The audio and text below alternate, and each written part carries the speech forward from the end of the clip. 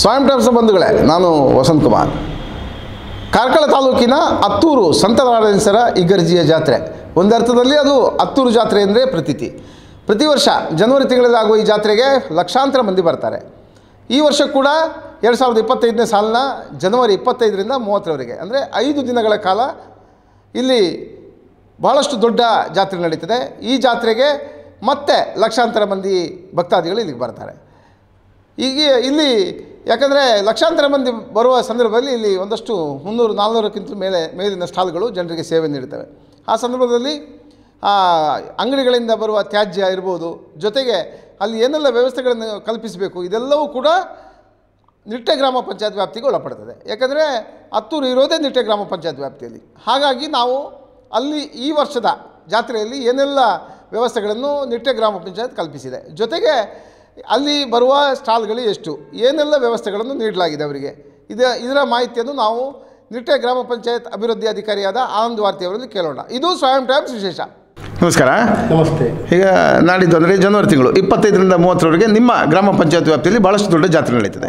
ಈಗ ಟೆಂಡರ್ ಪ್ರಕ್ರಿಯೆ ಕೂಡ, ಸ್ಟಾಲ್ಗಳ ಟೆಂಡರ್ ಪ್ರಕ್ರಿಯೆ ತಾವು ಮಾಡಿದ್ದೀರಿ. ಈಗ ನಾಳ್ದು ಎಷ್ಟು ಸ್ಟಾಲ್ಗಳು ಇಲ್ಲಿಗೆ ಬರ್ತವೆ?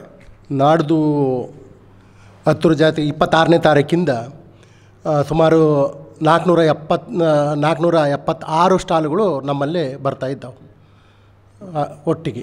ಆಯಿತಾ, ಅದು ಈಗಾಗಲೇ ಪ್ರೊಸೆಸ್ ನಾವು ಮಾಡ್ತಾ ಇದ್ದೇವೆ, ಕಂಪ್ಲೀಟ್ ಹಂತದಲ್ಲೇ ಆಗಿದೆ. ಈಗ ಸ್ಟಾಲ್ಗಳು ತಯಾರಿ ನಡೀತಾ ಇದ್ದಾವೆ.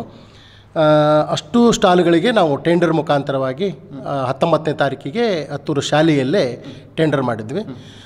ಅದ ನಂತರ ಮತ್ತೆ ನಿನ್ನೆ 21ನೇ ತಾರೀಕು ನಿನ್ನೆ ಸಹ ನಾವು ಟೆಂಡರ್ ಉಳಿದಂಥ ಎಲ್ಲವೂ ಮತ್ತು ಟೆಂಡರ್ಗೆ ಒಳಪಟ್ಟು ಕಂಪ್ಲೀಟ್ ಟೆಂಡರ್ ಒಂದು ಹಂತವನ್ನು ಮುಕ್ತಾಯಗೊಳಿಸಿದ್ದೇವೆ ಇವತ್ತಿನವರೆಗೆ. ಈಗ ಒಟ್ಟು ತಾವು ಎಷ್ಟು ಸ್ಟಾಲ್ಗಳಂತ ಹೇಳಿದ್ದು? 476. ಹಾಂ, ಒಟ್ಟು ಅಂದರೆ 476 ಸ್ಟಾಲ್ಗಳು ತಾವು ಹಾಕಿದ್ರಿ ಅಲ್ವಾ? ಈಗ ಎಲ್ಲ ಸ್ಟಾಲ್ಗಳು ಭರ್ತಿಯಾಗಿವೆ? ಹೌದು, ಎಲ್ಲ ಸ್ಟಾಲ್ಗಳು ಭರ್ತಿಯಾಗಿದ್ದಾವೆ.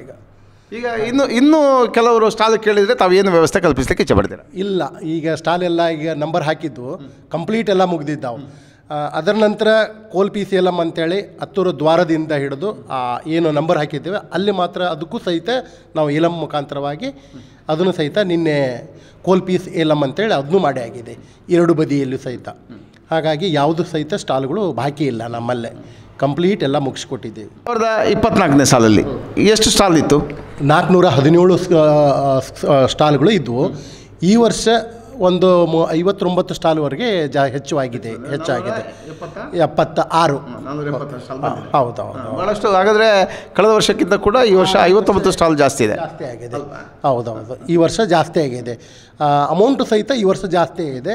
ಒಂದು ವಿಶೇಷತೆ ಅಂದರೆ ಹೋದ ವರ್ಷಕ್ಕಿಂತ ಅಚ್ಚುಕಟ್ಟಾಗಿ, ನೀಟಾಗಿ ಮತ್ತು ಯಾವುದೂ ಗೊಂದಲ ಇಲ್ದಂಗೆ ಆ ರೀತಿಯಾಗಿ ಒಂದು ವ್ಯವಸ್ಥಿತವಾಗಿ ಉತ್ತಮವಾಗಿದೆ ಅಂತೇಳಿ ಒಂದು ಖುಷಿ.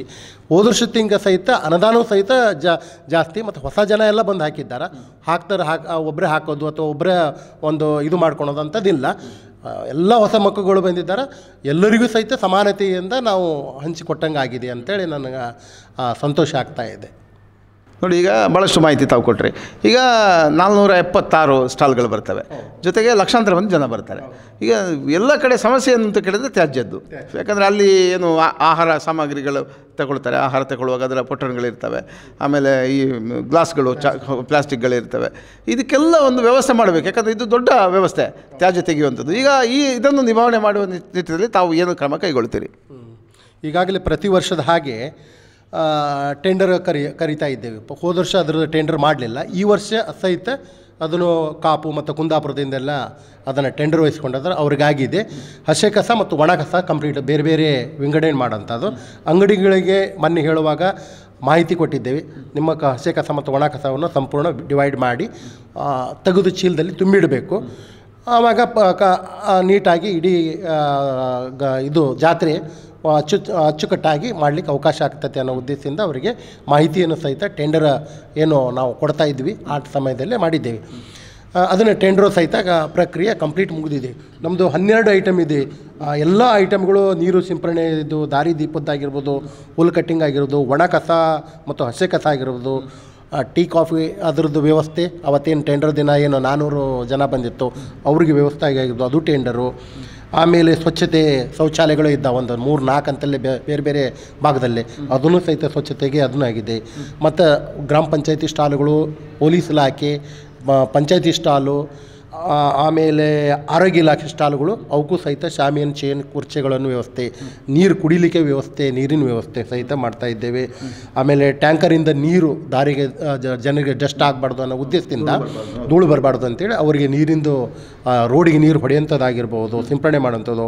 ಮತ್ತು CC ಕ್ಯಾಮ್ರಾ ಏನು 11 ಐಟಮ್ಗಳು ಏನಿದ್ದಾವಲ್ಲ ಎಲ್ಲವೂ ಸಹಿತ ಟೆಂಡರ್ನಲ್ಲೇ ಒಳಗೊಂಡು ಆ ಕೆಲಸವನ್ನು ಈ ವರ್ಷ ನೀಟಾಗಿ ಅಚ್ಚುಕಟ್ಟಾಗಿ ಮಾಡಿದ್ದೇವೆ ಈ ಸಲ.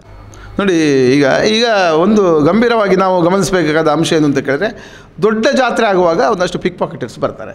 ಯಾಕಂದರೆ ಅಲ್ಲಿ ಜಂಗುಳಿಯಲ್ಲಿ ಯಾರ ಪಾಕೆಟ್ ಹಾರಿಸೋದು ಅಂತ ಅವರು ಗುರಿ ಅದೇ, ಯಾರ ಪಾಕೆಟ್ ಹಾರಿಸೋದು ಅಂತ. ಈಗ ತಾವು CCಯ ಬಗ್ಗೆ ಹೇಳಿದ್ರಿ, ಇದು ಒಂದು ಒಳ್ಳೆ ಬೆಳವಣಿಗೆ. ಯಾಕಂದರೆ CC ಕ್ಯಾಮರಾ ಹಾಕಿದರೆ ಯಾರು ಎಲ್ಲಿ ಕಳ್ಳತನ ಮಾಡಿದರೂ ಅವರ ಮುಖಚಹರೆ ಅದರಲ್ಲಿ ಗುರುತಾಗ್ತದೆ, ಪೊಲೀಸ್ ಇಲಾಖೆ ಅದರ ಬಗ್ಗೆ ಗಮನ ಕೊಡ್ತದೆ. ಈಗ ನಾಳ್ದು ಜಾತ್ರೆ ಆಗುವಲ್ಲಿ ಎಷ್ಟು CC ಕ್ಯಾಮರಾ ತಾವು ಅಳವಡಿಸ್ತೀರಾ?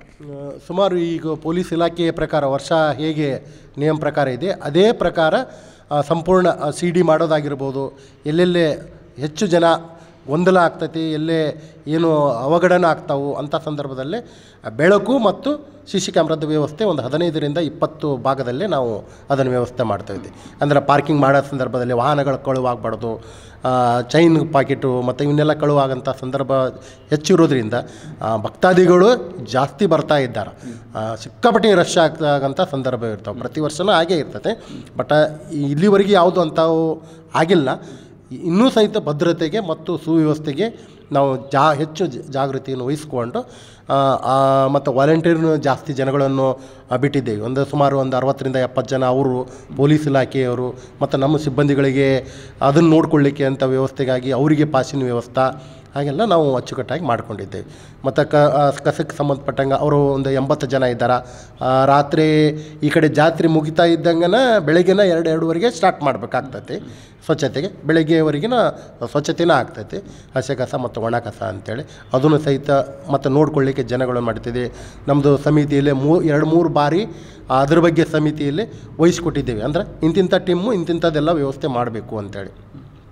ಆ ರೀತಿ ಪ್ರತಿ ವರ್ಷ ಏನು ಇದೆ ಅದ್ರ ತನಕ ಈ ವರ್ಷ ಒಂದು ಸ್ವಲ್ಪ ಅಚ್ಚುಕಟ್ಟಾಗಿ ಮಾಡ್ತಾಯಿದ್ದೆ. ಬಂಧುಗಳೇ, ಕಾರ್ಕಳ ತಾಲೂಕಿನ ಹತ್ತೂರಿನ ಜಾತ್ರೆ ಜನವರಿ 26ರಿಂದ 30ರವರೆಗೆ ನಡೀತದೆ. ಈಗ ಈ 5 ದಿನಗಳ ಕಾಲ ನಡೆಯುವ ಈ ಜಾತ್ರೆಯಲ್ಲಿ ಲಕ್ಷಾಂತರ ಮಂದಿ ಬರ್ತಾರೆ. ಈಗ ಇಲ್ಲಿಯ ನಿಟ್ಟೆ ಗ್ರಾಮ ಪಂಚಾಯತ್ತು ಈ ಕಾರ್ಯಕ್ರಮವನ್ನು ಯಶಸ್ವಿಗೊಳಿಸುವ ನಿಟ್ಟಿನಲ್ಲಿ ಒಂದಷ್ಟು ಮಾಹಿತಿಗಳನ್ನು ತಮಗೆ ನೀಡಿದೆ.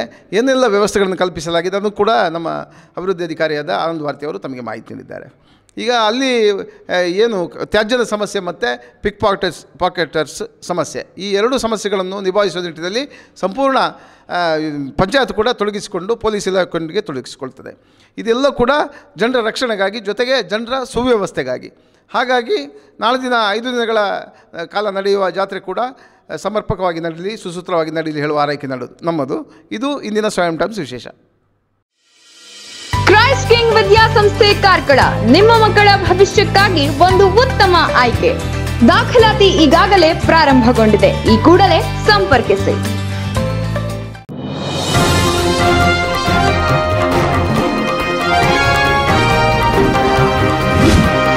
ನಿಖರ ಹಾಗೂ ಸ್ಪಷ್ಟ ಸ್ಥಳೀಯ ಸುದ್ದಿಗಳಿಗಾಗಿ ವೀಕ್ಷಿಸಿ ಸ್ವಯಂ ಟೈಮ್ಸ್ ಕಾರ್ಕಳ.